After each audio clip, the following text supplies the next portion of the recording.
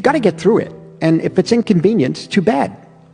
You know, you got to accept it. It's like for many years after making the lower budget films, when films got a little, when I had longer shooting schedules at times, I think it was King of Comedy, I would show up very late because King of Comedy became a film that I took on as a kind of, almost like, I was convinced by De Niro to do it. And I wasn't quite ready for it because I didn't realize how much of myself was in it. And I was mortified by it. And every day, despite the fact that the actors were there and everything, I would always be late.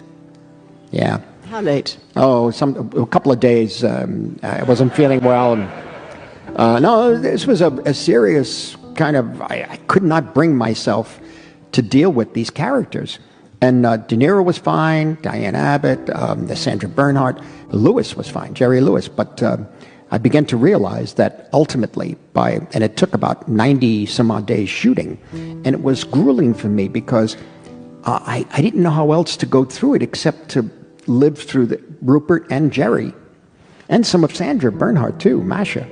And so I was very upset by the picture, but I couldn't show that to them.